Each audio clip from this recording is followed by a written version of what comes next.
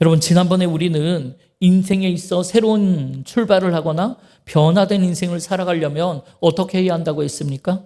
제일 중요한 것이 바로 살아계신 하나님, 내 인생의 길을 인도하시는 빛 되신 주님을 만나야 한다고 했습니다. 왜냐하면 예수 그리스도는 우리의 삶의 길이요 진리요 생명이 되시고, 또 우리가 세상을 살아가는 소망이요 이유가 되시며, 말씀으로 우리의 삶의 목적과 비전을 깨닫게 하시는 분이기 때문입니다. 그런데 여러분, 그렇게 주님을 만나고 새로운 인생, 변화된 인생을 향해 믿음의 발걸음을 옮기게 되면 여러분, 참 이상하게도 그 길이 평탄치 않다는 것을 알게 됩니다. 그 이유가 무엇입니까? 여러분, 우리가 새로운 인생 살아가는 것을, 변화된 인생 살아가는 것을 여러분, 악한 영들이 싫어하기 때문이죠. 그래서 악한 영들이 우리를 가만 내버려 두지 않기 때문입니다. 이 악한 영들은 세상살이의 어려움을 줘서 우리의 마음을 무너뜨리기도 하고, 때로는 우리의 실수와 실패로 인한 수치, 또 마치 죽을 것 같은 두려움을 우리의 마음에 몰아넣어서 우리의 걸음을 멈추게 하기도 합니다. 그럼 여러분, 여러분의 삶에 그렇게 생각지도 못한 풍랑과 그 두려움이 몰아치면 여러분은 과연 어떻게 하시겠습니까? 여러분, 성경은 그럴 때 어떻게 하라고 말씀하십니까? 여러분, 오늘부터 이야기하는 이 룻기가 거기에 대한 대답을 여러분에게 해줄 것입니다. 여러분, 오늘 본문 1절에 보면 사사들이 치리하던 때에 그 땅에 생각지도 못한 흉년이 들었음을 소개하며 룻기는 시작하고 있습니다. 이로 인해 엘리멜렉이라는 사람의 집안에도 인생의 풍랑이 불어닥친 거죠. 지금도 그렇지만 당시 고대 사회에서 흉년이라는 건 정말 견디기 힘든 풍랑이었을 거예요. 그래서 엘리멜렉의 가정은 1절에 나온 대로 모압 지방으로 피난을 갔던 모양이에요. 그리고 2절에 보면 가족 구성원의 이름이 나오는데 가장인 남편은 엘리멜렉이고 아내는 나오미, 두 아들은 말론과 기럧이라고 했어요. 그런데 여러분, 이 가정을 몰아붙인 풍랑은 거기에서 그칠 줄 모르고 더욱 세차게 이 가정을 몰아갔습니다. 여러분, 그게 어디까지 몰아가고 있냐면 그 다음 3절에 보니까 나오미의 남편이며 이 가정의 가장이 엘리멜렉이 그 이방 땅 모압에서 죽어버렸다는 거예요. 나오미와 두 아들만 덜렁 남아버렸어요. 여러분, 지금 흉년 하나도 견뎌내기 힘든데 남편이 죽고 과부가 되었다? 여러분, 이건 과부 그 여인의 스스로의 힘으로는 살아갈 수 있는 방법이 없다는 뜻이에요. 말 그대로 빌어먹지 않으면 살아갈 소망이 끊어진 상태라는 것을 의미합니다. 그래도 그녀에게는 두 아들이 있었기 때문에 그녀는 그 아들들을 먹여 살리려고 아마 이를 악물고 애를 쓰며 살았을 거예요. 그런데 여러분, 너무나 안타까운 것은 나오미에게 닥친 비극이 여기에서 그치지 않았다는 거예요.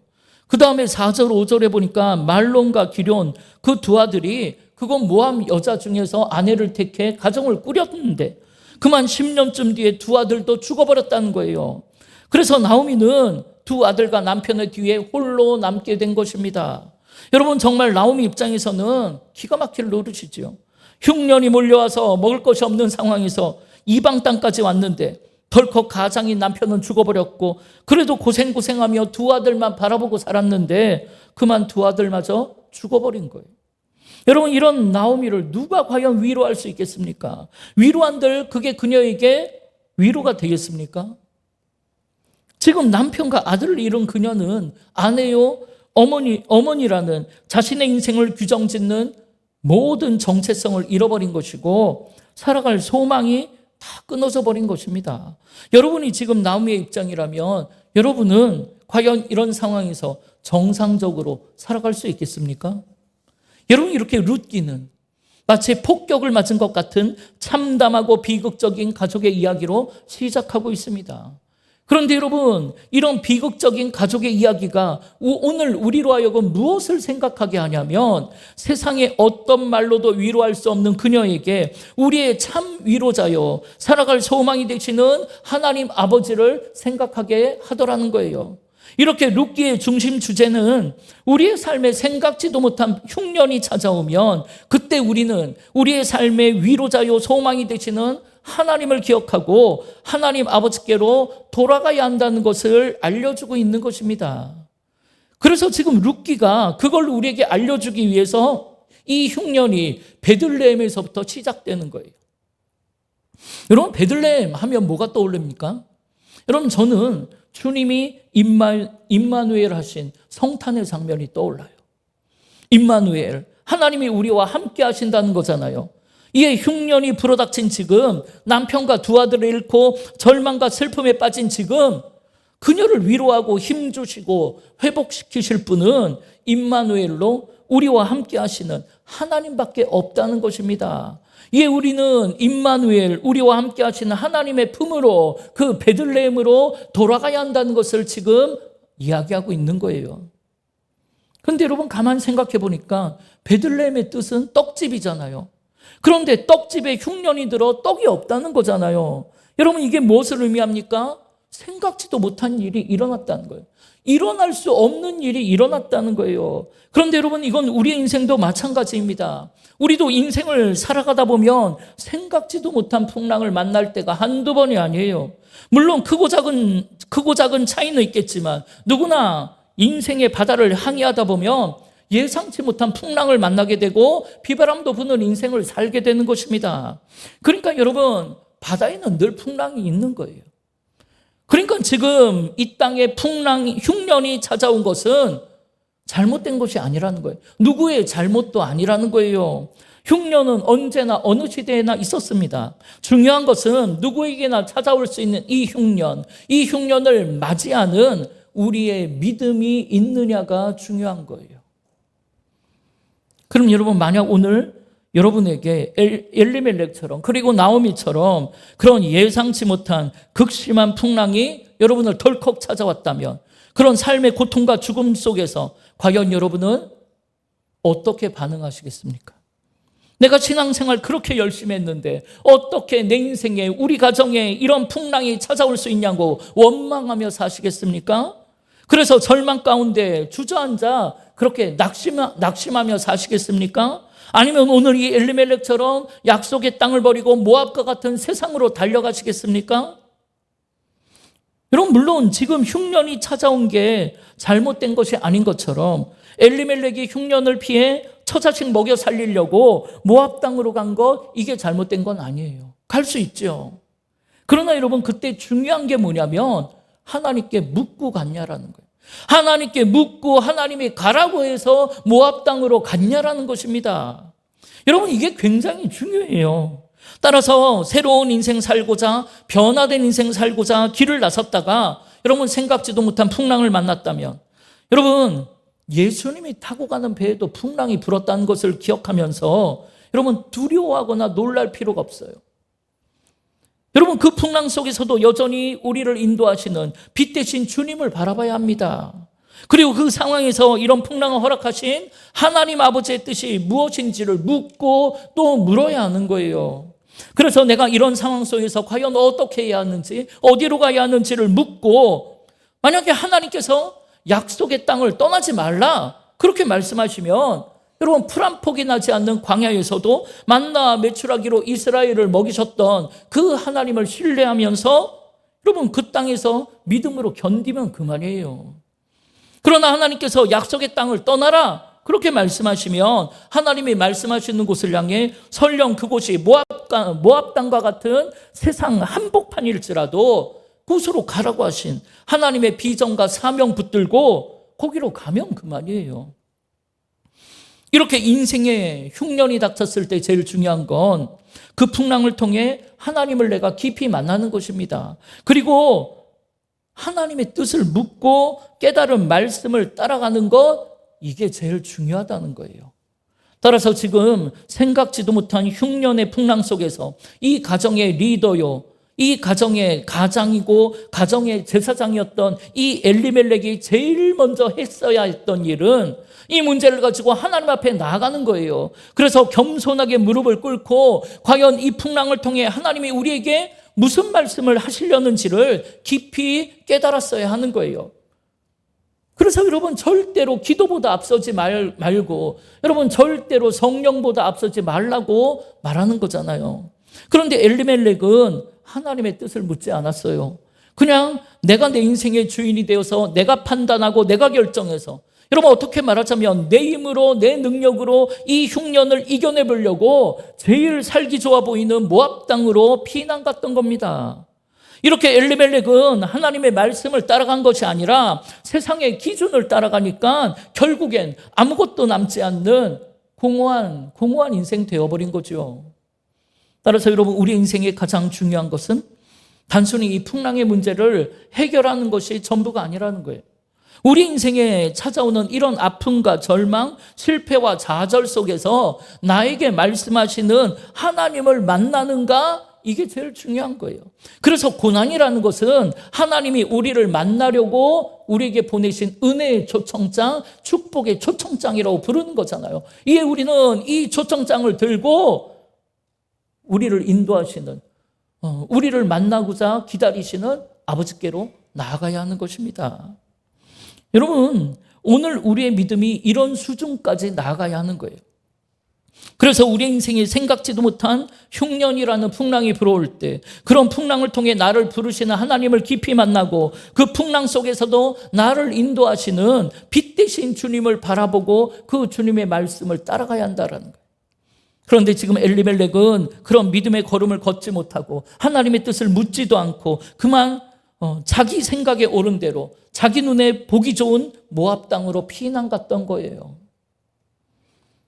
그런데 여러분, 당시 엘리멜렉이 그렇게 행동했던 것은 어쩌면 당연한 것인지도 몰라요. 왜냐하면 오늘 1절에 보면 그가 살아가던 시대는 바로 사사들이 치리하던 시대이기 때문입니다. 그럼 여러분, 사사들이 치리하던 때는 과연 어떤 시대입니까? 여러분, 사사시대를 잘 표현한 사사기 21장 25절에 보면 그때 이스라엘에 왕이 없었으므로 사람들이 각기 자기 소견에 옳은 대로 행하였더라, 그렇게 말씀하고 계세요. 그런데 여러분, 그 시대에 왜 왕이 없었습니까? 왕이 있었죠. 여러분, 누구입니까? 만물을 창조하시고 다스리시는 우리 하나님이 우리의 왕이 되어주셨습니다. 그러니까 다시 말해보면 사사시대는 왕 대신 하나님을 버리고 하나님의 말씀도 외면한 채 자기 소견에 옳은 대로, 그러니까 자기 마음대로 살아가는 엉망진창의 시대였다는 거예요. 그러니까 이런 시대에 물들어 살아가던 엘리멜렉은 당연히 자기 생각에 옳은 대로 모압 땅으로 갈 수밖에 없는 것이죠. 그럼 여러분, 왜 엘리멜렉은 수많은 땅을 두고 왜 모압 땅으로 하필이면 갔을까요?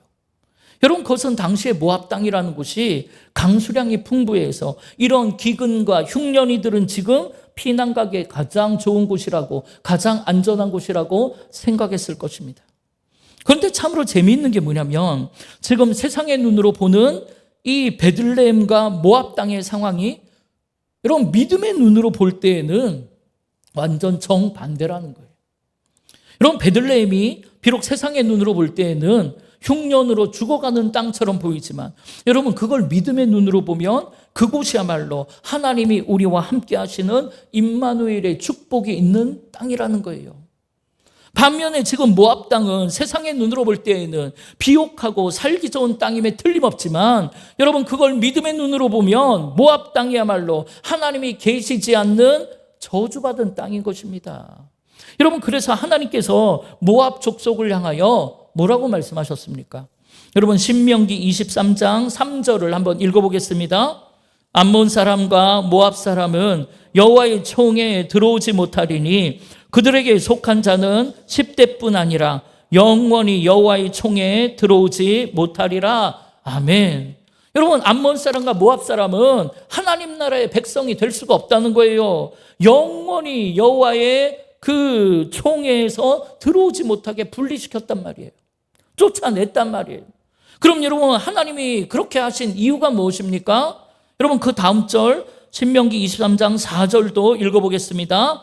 그들은 너희가 애굽에서 나올 때 떡과 물로 너희를 길에서 영접하지 아니하고 메소포타미아의 브돌 사람 부올의 아들 발람에게 뇌물을 주어 너희를 저주하게 하려 하였으나. 아멘. 여러분, 이스라엘 백성들이 출애굽했을 때, 그 광야길을 걸을 때 이 암몬과 모압 족속은 하나님의 뜻을 거스르고 그들을 막아섰으며 심지어 하나님의 백성 이스라엘을 저주하며 죽이려고 했다는 거예요. 그래서 여러분 그 밑에 신명기 23장 5절 6절에 하나님이 뭐라고 하십니까? 함께 읽겠습니다. 내 하나님 여호와께서 너를 사랑하심으로 내 하나님 여호와께서 발람의 말을 듣지 아니하시고 내 하나님 여호와께서 그 저주를 변하여 복이 되게 하셨나니 내 평생에 그들의 평안함과 형통함을 영원히 구하지 말지니라. 아멘. 여러분, 하나님께서 그 저주를 변하여 복이 되게 하셨다는 거예요. 그리고 평생에 그들의 평안함과 형통함을 구하지 못하게 하셨어요. 이렇게 하나님의 뜻을 막아서고 이스라엘을 저주하려고 했던 모압을 하나님께서는 영원히 분리시켜 버렸습니다. 영원히 여호와의 총에서 쫓아내 버리셨어요. 왜요? 그는 하나님이 우리를 사랑하심으로 그렇게 말하고 계세요. 그래서 발람의 말을 듣지 아니하시고 그 저주를 변하여 복이 되게 하셨다는 거예요. 그런데 여러분, 엘리멜렉이 그런 하나님의 뜻을 물어보지도 않고 하나님이 함께하지 아니하시는 그 모압 땅으로 피난 갔다는 것입니다. 그런데 여러분, 우리도 이런 실수를 저지르는 경우가 참 많이 있어요. 내 삶에 흉년이 찾아왔다고 해서, 우리에게 덜컥 어려움이 찾아왔다고 해서 하나님의 뜻을 구하지 않고 약속의 땅, 사명의 자리를 피해 하나님이 싫어하시는 세상 방법에 물들어 살아간다면, 여러분, 지금은 그게 올바른 판단이라고 생각하지만, 어쩔 수 없는 선택이라고 생각했지만, 결국 그 결정은 그의 삶에 더 큰 어려움을 가져오게 만들 것이고, 그로 인해 그 가정은 하나님이 계시지 않는 인생의 의미와 꿈을 잃어버린 공허한 삶이 되는 것입니다. 그럼 여러분, 그럴 때 엘리멜렉은 과연 어디로 피난 갔어야 했습니까? 여러분, 사실 어디라는 지명은 중요한 게 아닙니다. 그곳이 어디든지 하나님이 함께하는 곳으로 피난 갔어야죠. 하나님의 품속으로 피난 갔어야죠. 여러분, 이렇게 사방이 막혀 있을 때 여러분, 우리는 열려있는 하늘을 바라보며 여호와 하나님을 기억해야 돼요. 여러분, 그런 풍랑의 상황 속에서 늘 우리에게 모범 답안을 보여준 사람이 누굽니까? 다윗이에요. 그럼 여러분, 다윗은 이럴 때 어떻게 했을까요? 여러분, 시편 11편 1절을 한번 읽어보겠습니다. 내가 여호와께 피하였거늘 너희가 내 영혼에게 새같이 네 산으로 도망하라 함은 어찌함인가? 여러분, 이게 무슨 말입니까? 여러분, 우리가 풍랑을 만나면, 뜻하지 않은 흉년을 만나면 우리 앞에는 두 갈래의 선택의 길이 펼쳐진다는 거예요. 하나는 다윗이 선택한 것처럼 여호와의 품속으로 피하는 것입니다. 그리고 또 하나는 세상 사람들이 말하는 것처럼 세상 방법을 찾아가는 길이에요. 그런데 여러분, 세상 사람들이 권하는 길은 하나님이 계시질 않아요. 하나님이 계시지 않기 때문에 결국 내 힘으로 이 흉년을 이겨내보려고 정말 다람쥐 쳇바퀴 돌듯이 정말 애를 쓰며 땀 흘리며 살아야 되고, 여러분, 그곳은 기쁨이 없는 공허한 인생이 되는 것입니다. 여러분, 나오미의 이름의 뜻이 뭔지 아십니까? 여러분, 즐거운 인생이란 뜻이에요. 놀랍지 않습니까? 그 즐거움을 찾아, 행복을 찾아 모압 땅으로 간 그녀에게 여러분, 과연 기쁨이 있습니까? 그녀의 인생에 즐거움이 있습니까? 그렇지 않죠. 완전 죽음과 슬픔과 고통뿐이잖아요. 그런데도 세상은 흉년을 만나면 하나님을 찾지 말고 세상을 따라 세상 방법 찾아야 한다라고 말을 해요. 그래서 새들이 자기 산으로 도망가 그 숲풀에 숨는 것처럼 우리도 우리가 살고 있는 세상으로 들어가 세상 방법 찾아야 한다는 거예요. 그러나 여러분, 그런 사람들과의 조언과는 달리 믿음의 용사였던 다윗은 세상의 권세를 찾아가지 않았습니다. 세상의 인맥, 세상 능력을 의지하는 것이 아니고 우리의 피난처 되시는 여호와께 피했다라는 거예요. 여러분, 물론 풍랑의 어려움을 헤치고 나가려면, 이 흉년을 이겨내려면 당연히 세상의 도구가 필요하죠. 그러나 여러분, 중요한 것은 하나님 안에서 하나님의 뜻을 따라 그걸 사용해야 한다는 것입니다. 이렇게 하나님 나라의 백성들은 비록 우리는 두 발은 세상을 딛고 서 있지만 우리의 마음은, 우리의 삶은 하나님 나라의 천국 백성답게 말씀의 기준을 따라 살아가야 하는 줄 믿습니다. 그런데 오늘 엘리멜렉이 그 싸움에서 실패한 거예요. 물론 그도 가장으로서 처자식 먹여 살리려고 최선을 다해 애를 썼을 거예요. 그러나 그는 말씀을 따라간 것이 아니라 자기 생각에 옳은 대로 자기 힘으로 이 문제를 해결해 보겠다고 모압 땅으로 갔던 것입니다. 그런데 여러분, 이게 바로 사사시대의 시대 풍조인 거예요. 모두가 다 이런 식으로 살고 있었어요. 그러나 여러분, 그렇게 그런 삶을 살아가던 그걸 기록한 사사기하고 똑같은 시대이지만 오늘 이 룻기는 그 사사기와 결정적으로 다른 한 가지가 있어요. 그게 뭐냐면 사사기는 결국 그 문제를 해결하지 못하고 비극으로 끝나는 반면 룻기는 비극으로 끝나지 않고 하나님의 은혜 가운데 소망으로 끝나고 있다는 것입니다. 여러분, 아까 말씀드린 사사기의 맨 마지막 사사기 21장 25절은 그때 이스라엘에 왕이 없었으므로 사람이 각기 자기 소견에 오른 대로 마음대로 살았다라고 마지막 결론을 맺고 있지만 룻기의 맨 마지막 룻기 4장 18절 이하에 보면 계보는 이러하니라 하면서 마지막 부분에 보면 보아스는 오벳을 낳고 오벳은 이새를 낳고 이새는 다윗을 낳았더라, 이렇게 끝을 맺고 있다는 거예요. 여러분, 이게 무슨 말입니까?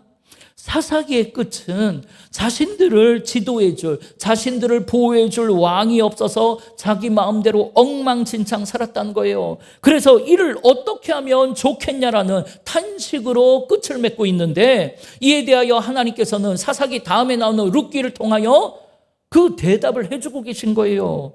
여러분, 룻기를 보면 처음 시작은 사사기와 똑같아요. 죽음의 상황입니다. 그러나 룻기의 맨 마지막은 죽음의 절망을 이야기하는 것이 아니라 생명이 탄생하는 이야기를 해요. 그래서 결국 다윗을 낳았다라는 소망의 말씀으로 끝을 맺고 있다는 것입니다. 그래서 왕이 없어서 자기 마음대로 살았던 시대 속에서 이젠 이스라엘 백성들이 가장 좋아하고 가장 존경하는 다윗이라는 위대한 왕이 태어났다는 것을 기록하므로 우리에게 소망을 주고 있는 거예요.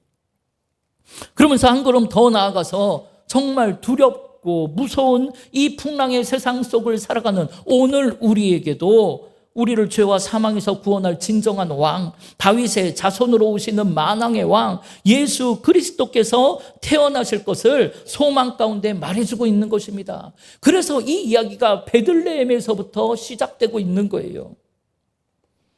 그런데 여러분, 더욱 놀라운 게 뭐냐면 이런 축복과 은혜가 바로 비참하고 비극적인 풍랑을 만나 살아갈 소망조차 사라져버린 정말 죽을 것 같은 마음인 엘리멜렉과 나오미의 가문을 통해 이 소망을 제시하고 있다는 거예요. 여러분, 이것이야말로 하나님만이 하실 수 있는 놀라운 인생의 반전 이야기 아닙니까? 놀라운 은혜와 소망 아니겠습니까? 사랑하는 여러분, 혹시 여러분의 삶에 생각지도 못한 흉년이 찾아왔습니까? 건강에 어려움이 찾아왔습니까? 직장에 어려움이 찾아왔습니까? 여러분, 시험을 앞두고 정말 답답한 마음뿐입니까? 아니면 가정의 문제, 자녀의 문제가 여러분의 인생에 찾아왔습니까? 그래서 죽을 것 같은 마음으로 절망 가운데 주저앉아 계시진 않습니까? 하지만 여러분, 걱정하지 마세요. 괜찮습니다. 왜냐하면 우리에겐 아직 소망이 있기 때문이죠. 우리에겐 임마누엘로 함께 하시는 우리 주님이 여전히 그 풍랑 가운데 우리의 손을 붙잡고 있기 때문입니다. 그러니까 여러분, 두려워하지 말고 절망하지도 말고, 나오미가 죽음과 절망의 모압에서 여러분 임마누엘의 베들레헴으로 돌아갔듯이 우리 또한 생명의 떡이 되시고 만왕의 왕 되신 예수 그리스도, 그 십자가의 은혜를 통하여 우리 하나님 아버지께로 돌아가면 그만인 거예요. 그러면 결국에 만물을 주관하시는 우리 하나님께서 이 흉년을 풍년으로 바꾸시는 놀라운 은혜를 체험하게 될 줄 믿습니다. 여러분, 거기서부터가 우리의 삶의 소망 아니겠습니까? 거기서부터가 우리의 삶의 회복의 시작인 것입니다. 사랑하는 여러분, 오늘 우리는 이 엘리멜렉처럼 베들레헴을 떠나 세상의 모압으로 가버린 사랑하는 우리의 가족, 우리의 이웃을 구원하고자 선포식을 했어요. 그럼 여러분 생각해 보세요. 오늘 이 룻기의 엘리멜렉이 왜 베들레헴을 떠나갔습니까? 여러분, 거긴 떡집이었는데 떡집에 떡이 없으니까, 먹을 게 없으니까 떠나간 건 아니겠습니까?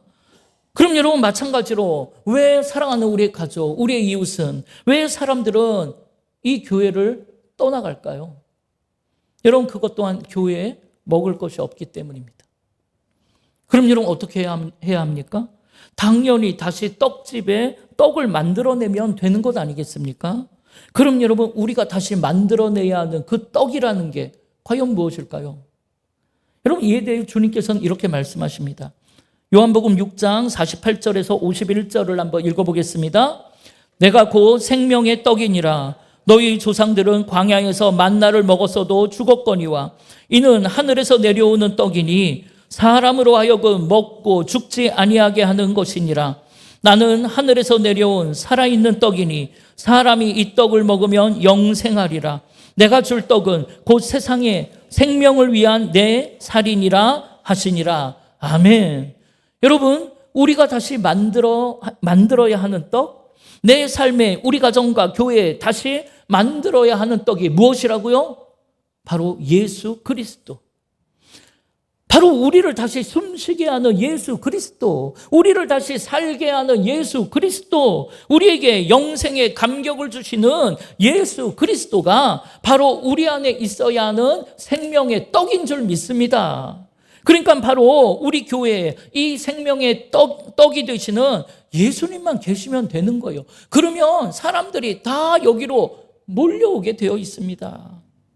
여러분 더 정확하게 말하자면 우리가 드리는 이 예배를 통해 우리가 예수 그리스도를 만날 수 있다면, 우리의 신앙생활을 통해, 우리의 삶을 통해 내가 부활하신 주님 예수 그리스도를 만날 수만 있다면, 그래서 우리의 삶이 그리스도의 향기요 복음 자체가 될 수 있다면 여러분 우리는 생명의 떡이 있는 떡집이 되는 것이고, 하나님은 그런 우리를 통해 잃어버린 영혼을 구원하실 줄 믿습니다. 그러나 여러분 우리가 신앙의 삶을 통해, 우리의 삶을 통해 생명의 떡이 되시는 예수님을 만나지 못한다면, 그래서 내 안에 생명의 떡이 되시는 예수로 충만하지를 못한다면 여러분 우리가 있는 곳은 어디가 되든 간에 그곳은 떡이 없는 흉년의 땅이 될 것입니다. 여러분 아모스 선지자가 아모스 8장 11절에 뭐라고 했습니까? 우리 함께 읽어보겠습니다. 주 여호와의 말씀이니라. 보라 날이 이를지라. 내가 기근을 땅에 보내리니 양식이 없어 주림이 아니며 물이 없어 가람이 아니요 여호와의 말씀을 듣지 못한 기갈이라. 아멘. 여러분 따라서 생명의 양식, 예수님을 우리 안에 모셔드린다는 것은 내 삶을 생명의 말씀으로 가득 채우는 것입니다. 그래서 그 말씀이 살아서 운동력 있게 여러분 선택과 갈등의 상황에서 내 삶을 주관하게 해야 된다는 거예요. 그래서 산으로 도망가라는 세상 소리 듣지 말고 여러분 세상의 인맥, 세상의 권세, 세상 물질을 의지하는 삶에서 돌이켜야 한다는 거예요. 그래서 말씀이신 예수 그리스도가 다스리는 삶을 살아야 비록 풀 한 폭이 나지 않는 광야의 길을 걸어도 만나 메추라기로 풍족한 인생을 살 수 있는 것이며, 반석에서 물이 솟아나오는 목마름도 없고 갈급함도 없는 시원한 인생 살아가는 줄 믿습니다. 여러분 엘리멜렉이라는 이 이름의 뜻이 뭔지 아십니까? 나의 하나님은 왕이라는 뜻이래요. 나의 하나님은 왕. 그런데 여러분 엘리멜렉은 한 번도 하나님을 자신의 왕으로 모셔드린 적이 없어요. 그는 자기가 자기 인생의 왕이 되어서 살아가는 사람이었습니다. 이에 오늘 우리는 만왕의 왕이요 만주의 주가 되시는 길이요 진리요 생명 되시는 예수 그리스도를 내 삶의 진짜 왕으로 모셔드려야 하는 거예요. 그리고 그리스도가 통치하는, 그리스도가 다스리는 삶을 살아야 하는 것입니다. 여러분 세상은 지금도 오늘도 우리에게 이렇게 살라 저렇게 살라 세상의 산으로 도망쳐야 한다 그렇게 이야기하지만 여러분 우리는 그런 세상을 따라가는 것이 아니고 내 삶의 길이요 진리요 생명 대신 주님의 말씀 따라 살겠다라고 선포할 수 있기를 바랍니다.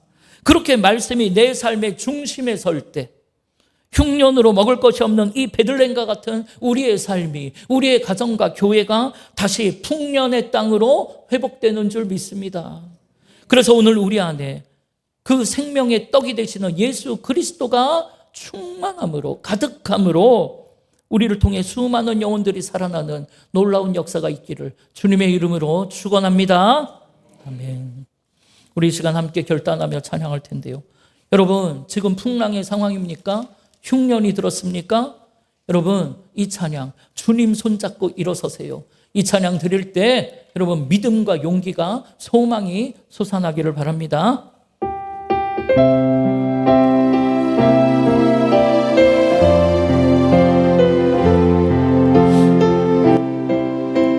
우리 함께 고백합시다.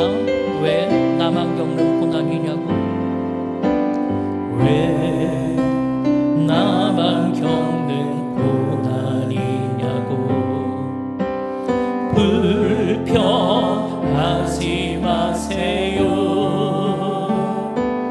고난의 뒤편에 있는 주님이 주실 축복 미리 보면서 감사하세요. 너무 견디기 힘든 지금 이 순간은 주님이 일하고 계시잖아요.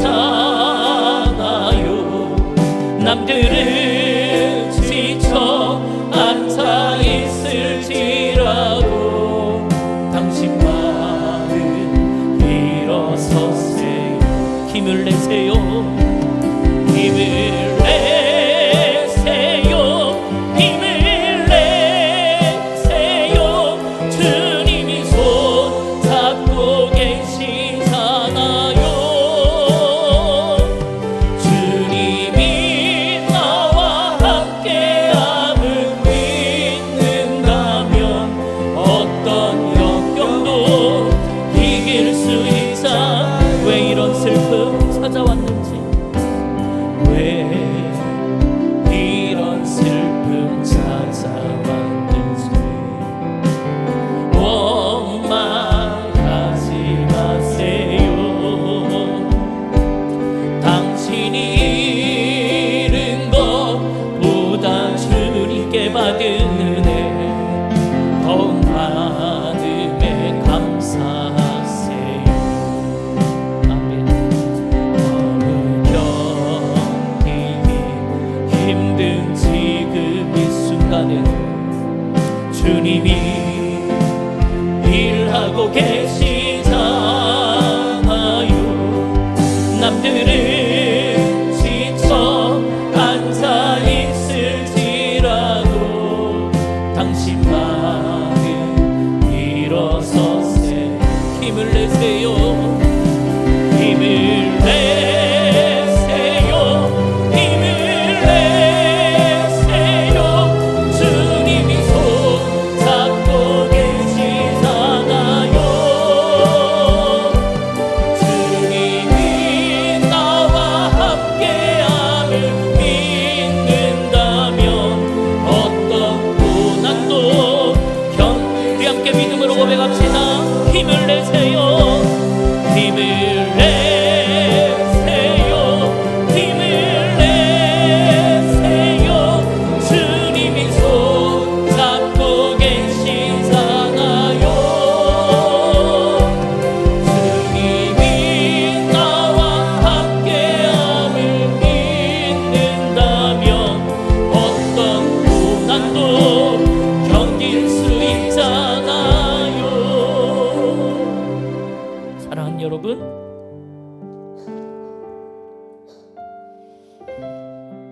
지금의 이 흉년 같은 풍랑 가운데 여러분 주님이 여러분과 함께 하심을 믿으십니까? 여러분 그렇다면 여러분 힘을 내세요. 두려워하지 마세요. 절망하지 마세요. 슬퍼하지 마세요. 원망하지도 마세요.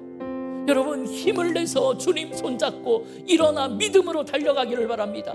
여러분 세상의 길로 도망가지 말고 여러분 우리를 품어 안아주시는 넓은 하나님의 품으로 여러분 돌아가시기를 바라요. 이 시간 기도할 때 하나님, 이 흉년, 이 풍랑의 세상에서 하나님 내가 할 수 있는 게 아무것도 없어서, 하나님 내가 힘도 없고 능력도 없어서, 하나님 너무나 힘들다라고 고백하십시오. 그러나 하나님 이 풍랑 가운데 빛 되신 주님이 내 손 붙잡고 나를 인도하시니 그 주님만 바라볼 수 있게 은혜 내려달라고, 믿음과 용기를 달라고, 그래서 힘을 내서 일어나 걸어가게 해달라고, 그래서 믿음으로 이 풍랑 다 헤치고 나아가 이 흉년이 풍년으로 변하는 인생 살게 해달라고 우리 주의 이름을 한번 부르며 합심으로 기도하겠습니다.